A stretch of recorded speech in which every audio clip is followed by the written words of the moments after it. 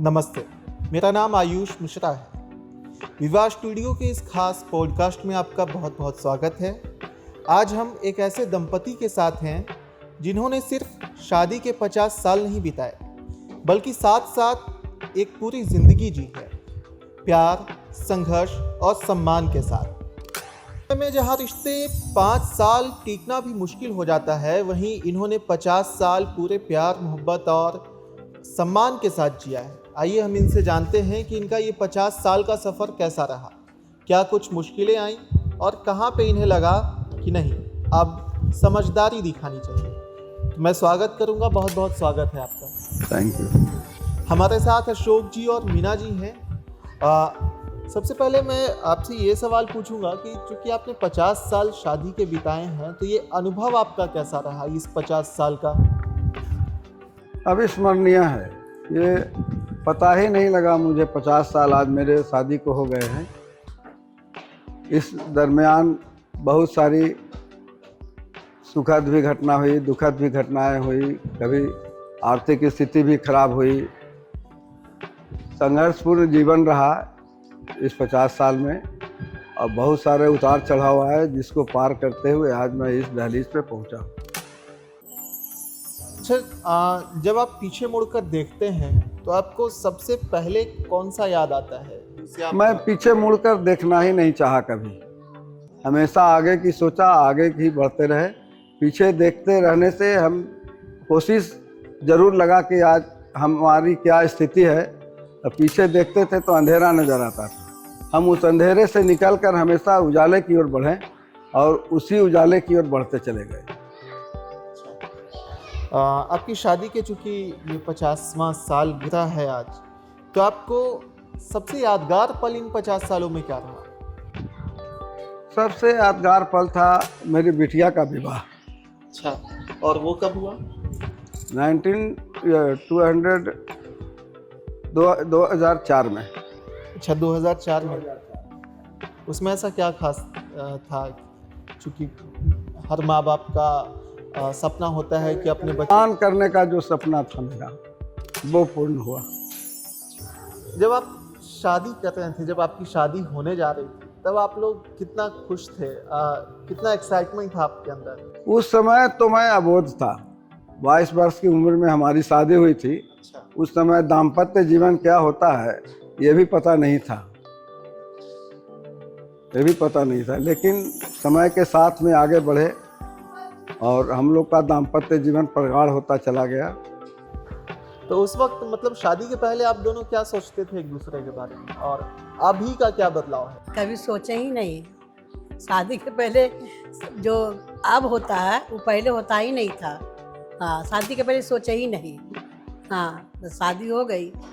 Aunty, आपको जब पता लगा हुआ कि इनसे आपकी शादी होने वाली है, तो आपके मन में पहला विचार क्या तो आया? मिले नहीं न थे। अच्छा, मिले नहीं थे ना। तो मन में पहला विचार क्या आया कि कैसा होगा हमारा? हाँ, वो तो लगता ही था ना कि कैसा होंगे, कैसे हैं, वो तो जानना जरूरी था ना। तो उतना हमको तो पता ही नहीं चला।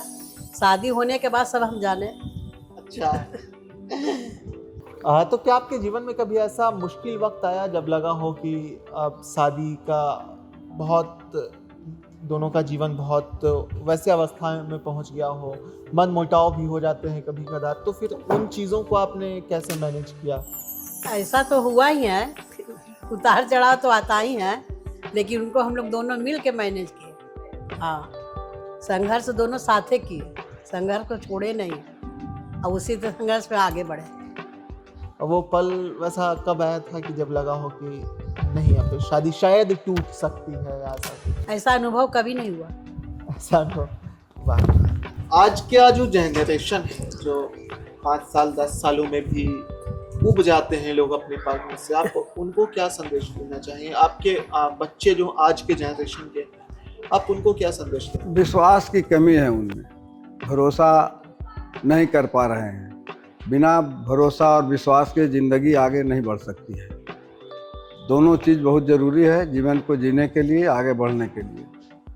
दाम्पत्य जीवन में सबसे बड़ी चीज़ है विश्वास। और विश्वास अगर नहीं है तो आपका जीवन कठिन हो जाएगा। और वो विश्वास कैसे पैदा करें? एक दूसरे पर भरोसा करके भरोसा कीजिए। अच्छा, आपके शादी के वक्त उस वक्त की अगर मैं बात करूं और अभी के जो शादी हो रहे हैं, इन दोनों में क्या फ़र्क है? पहले जो शादियां होती थी ना, वो माता पिता गार्जियन के मन से होता था शादी, जो उन्होंने तय कर दिया, जो देख कर दिया। हम लोग सामने आमने देखने का भी रिवाज नहीं था उस समय। जो माता पिताजी देख के आए, भाई लोग देख के आए, उन्हीं पे शादी करना होता था। और वही जीवन आज भी लोगों का जो हुआ है शादी, वो ज़्यादा सक्सेसफुल है। अभी जो लोग देख करके सुन करके कर रहे हैं, ज़्यादा उतार चढ़ाव उस समय नहीं था। जो आज स्थिति आई है उसमें ज़्यादा वही शादियाँ टूट रही है जो अपने से देख के, अपने से सुन करके कर रहे हैं। यानी आप लव मैरिज के खिलाफ हैं? नहीं, लव मैरिज के खिलाफ है नहीं, लेकिन लव मैरिज कीजिए, अरेंज करके कीजिए। लव मैरिज को अरेंज करके कीजिए, उसमें विश्वास बढ़ेगा, उसमें प्यार बढ़ेगा और आपको आगे जीवन चलेगा उसमें।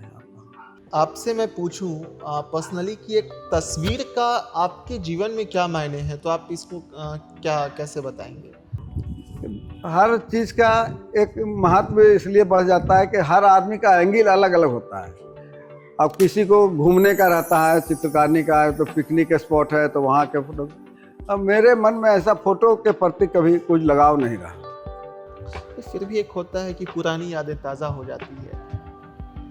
नहीं, वैसा कभी फोटो के हिसाब से ऐसा कभी हमने सोचा नहीं उस समय। अब तो लोग शादी करते हैं, उसके पहले हनीमून का प्रोग्राम बन जाता है। हम लोग के समय में हनीमून का नाम भी नहीं होता था।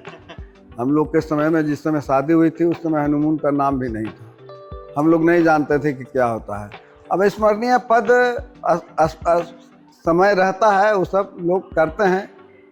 और दो चीज़ पर निर्भर होता है, आपकी आर्थिक स्थिति कैसी है प्रथम, और आपका मूड क्या करता है, उस पर आधारित होता है ये चीज़ को जीवन में लाना। तो हम लोग के उस समय में जो हमारी उम्र थी, उस समय ये सब सोचने का भी वक्त नहीं था। इन 50 सालों को आपने कैसे निभाया? मतलब इसका सबसे बड़ा राज क्या है कि आप 50 साल के बाद आज ये 50वां एनिवर्सरी आप मना रहे हैं? हर तो उतार चढ़ाव के साथ जीवन हर का गुजरता, कभी सुख कभी दुख, कभी धूप कभी छाँव होता ही है। उसी हिसाब से एक ऐसा भी समय था जब हम बहुत संघर्षपूर्ण जीवन व्यतीत करते हुए आज यहाँ पे पहुँचे हैं। और समय हम लोग का ऐसा गुजरा कि पास में पैसा भी नहीं था, दुकान जरूर चल रहा था मेरा, लेकिन एक समय ऐसा आया कि 1995 में मैडम का ऑपरेशन करवाए थे गोल ब्लाडर का, पटना जा कर के। उस समय वहाँ हम ऑपरेशन करा के जब लौटे थे तो हमारी दुकान में न काम था, न पैसा था, न मटेरियल था, कुछ भी नहीं था। बहुत हताश हो गए थे हम। उस समय हमारे फादर इन लॉ यहाँ आए थे और घर में 5,000 रुपया दे के गए थे। उसी पैसे से हम आज यहाँ तक पहुँचे। उस समय से जो हमको पैसा मिला वो वही हमारी थाती बन गई, जिससे हम आज इस मुकाम पर पहुँचे। ये सिर्फ 1995 की बात है। उसके बाद फिर हम 2004 में बेटी का शादी किए। उसके पहले बेटे को बाहर भेज के पढ़ाए, एक बेटे को इंजीनियरिंग कराया, बेटी का शादी किए, फिर बेटे का भी शादी किया। इस तरीके से संघर्षपूर्ण जीवन मेरा सुलझता चला गया। उस समय से आज हम बहुत खुशहाल जीवन में। थोड़ा सा विस्तार से बताएंगे इस पूरी कहानी को, कैसे कैसे आपके जीवन में किस किस मोड़ पे क्या बदलाव आया? बदलाव तो बता ही रहा हूँ मैं कि समय मेरा बहुत संघर्षपूर्ण रहा है। मेरी शादी जब हुई थी उस समय मैं अपने पिताजी के साथ कपड़े की दुकान में बैठता था। अच्छा, हाँ, उस समय कपड़े की दुकान किरानी घाट में थी। उसके बाद होटल खुला हम लोगों का, मेरे ही नाम से अशोका होटल था किरानी घाट में। करीब 15 साल होटल रहा। वहाँ पे बस स्टैंड था तो 15 साल होटल रहा, उसी में रहते थे हम लोग। फिर बीच में हुआ कि अब वहाँ से बस स्टैंड हट गया तो होटल ठप हो गया। तो फिर हम लोग दुकान होटल बंद करके और ये ग्रिल गेट का कारखाना खोले थे। जिस समय उस समय तो दुकान कारखाना खोलने के समय से ही बहुत बढ़िया स्थिति में आ गए थे। 82 में दुकान खोले थे हम। और उसके बाद से 12 क्या 11 साल के अंदर में हमने एक ज़मीन खरीदी जिसमें आज ये मकान बना हुआ है। 1990 में ही हम इस ज़मीन खरीदे थे। इस ज़मीन खरीदे थे कि हमारी एक बिटिया है, हमारा रोज़गार बहुत छोटा था, बहुत प्रोग्रेस करने का नहीं था उस बिजनेस से, लेकिन हम अपने बुद्धि से, अपने विचार से, अपने व्यवहार से जो है उसमें तरक्की किया। और आज ये सोचे थे कि एक लड़की है, उसकी शादी के समय में ज़रूरत पड़ेगा तो इसको बेच के उसकी शादी करें, लेकिन ईश्वर की असीम अनुकंपा रही। बेटी की शादी भी मैंने बहुत अच्छे परिवार में किया, मुझे ज़मीन भी नहीं बेचना पड़ा और शादी भी बहुत धूमधाम से किया। उसके बाद संघर्ष फिर हमारा जीवन शुरू हुआ वही 95 में, जब मैंने इनका ऑपरेशन करवाए थे। उस समय स्थिति बहुत हमारी डामाडोल हो गई थी, जिसके बाद फिर धीरे धीरे सुधरता चला गया। फिर पीछे मुड़ के देखने का मौका नहीं मिला, और पीछे मुड़ के मैंने कभी देखा ही नहीं। कितना भी संकट आया हो, और हमेशा और सबको, हमारे जो मित्र हैं, परिवार हैं, सबको ढाढ़स देते आता हूँ, पीछे मुड़ के मत देखो, हमेशा आगे की ओर देखो। आगे चलोगे आगे बढ़ोगे, पीछे मत देखो। यही मेरे जीवन का सारांश है। अब आज तो खैर मेरे बच्चों से मेरा हौसला है। आज मेरे बच्चे एक इंजीनियर है, एक आर्किटेक्ट भी है, कहिए वो डिजाइनर भी है, और अभी इंटीरियर का और बिल्डिंग कंस्ट्रक्शन का काम कर रहा है वो। आज जो घर में आप आ रहे हैं, सारा इंटीरियर उसी का किया हुआ। अच्छा, बहुत खूबसूरत लगा। एक थोड़ा सा निजी है कि जब आप दोनों के बीच मतभेद होता था तो फिर उसको आप कैसे सुलझाते थे? हम लोग ज़्यादा देर मतभेद में नहीं रहते थे। एक रात की बात होती थी, दूसरे दिन सुबह खत्म हो जाती थी। अच्छा, कभी रही नहीं ऐसा, कभी ऐसा हुआ ही नहीं। बहुत मतभेद परिवार में हम लोग रहते थे। बड़ा परिवार था, हम लोग 6 भाई 4 बहन, सबके घर में। हमारी शादी तीसरे नंबर पर हुई थी। घर में 10 भाई बहन में बड़ा परिवार था, तो घर में मतभेद तो होना लाजमी है। बड़ा परिवार है तो बहुत सा कष्ट होता था। मैडम को ज़्यादा होता था, कोई कुछ बोल दिया, बहुत रोती थी, बोलती थी। इनको समझाते थे ठीक है, हम कल सवेरे समझा देंगे, कल सवेरे तुम्हारा सुलह हो जाएगा, और सवेरे होते होते सब ठीक हो जाता था, कोई बात ही नहीं रहती। आंटी आप थोड़ा अपने अनुभव से बताइए कि वो कैसे आप वो चीज़ों को फेस करते थे, क्योंकि अंकल ने तो बता दिया। जो भी बताएं सही बताएं। हम अपने जो मेरे साथ बिकता था, कभी हम दूसरा से शेयर नहीं करते थे, तो शेयर इन्हीं से करते थे। ये हमको ज़रा समझा देते थे, फिर हम चुप हो जाते, क्योंकि परिवार बड़ा था। परिवार बड़ा रहने से सब कुछ तो सहना पड़ता है ना। अगर हम आगे परिवार से आगे निकल जाएंगे तो बदनामी तो मेरे ही होंगी, इनका ही होगा। इसलिए हम चुपे रहते थे। जो भी बात रहता था इन्हीं से शेयर किए और यही सुलझा देते थे। आप दोनों के अनुसार शादी में सबसे ज़्यादा ज़रूरी क्या है, प्यार है या समझदारी? समझदारी ज़्यादा। समझदारी से सब कुछ मिल जाएगा, प्यार भी मिलेगा, प्रेम भी मिलेगा, सम्मान भी मिलेगा, सब मिल सकता है समझदारी से। क्योंकि आज का जो जनरेशन है उनमें समझदारी की थोड़ी सी कमी हो जाती है, ऐसा माँ बाप जिनके बच्चे हैं वो माँ बाप ऐसा कहते हैं।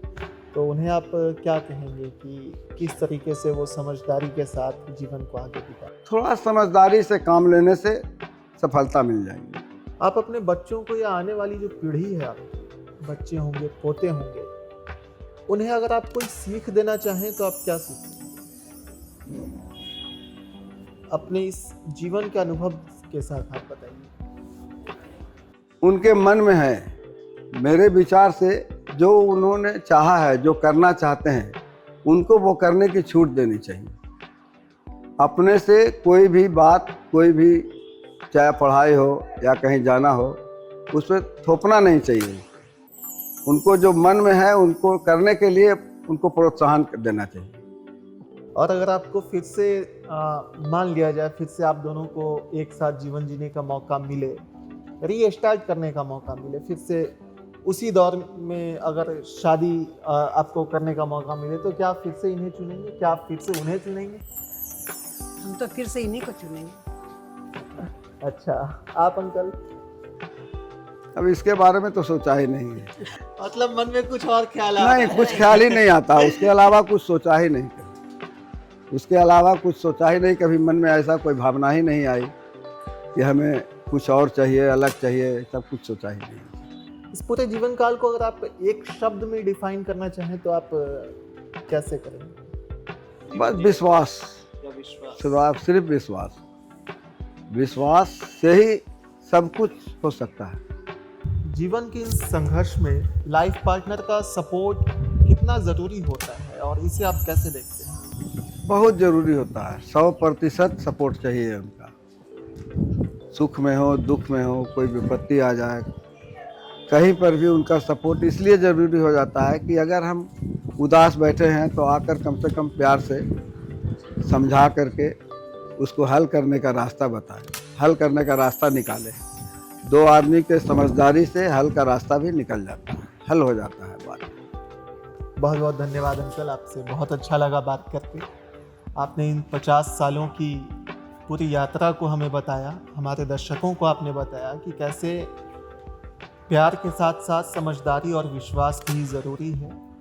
और ख़ासकर आजकल के जो युवा पीढ़ी जो आजकल के 5 साल 10 साल में जो अपने पार्टनर से उब जा रहे हैं, फ्रस्ट्रेट हो जा रहे हैं, उनके लिए अंकल का एक सीधा और सरल संदेश है कि आप भरोसा बनाए रखें। जीवन एक चक्र है जो चलता रहेगा, भरोसे के साथ ही जीवन को आगे ले चलें। ऐसे ही तमाम अगले पॉडकास्ट के लिए बने रहिए हमारे साथ। बहुत बहुत धन्यवाद।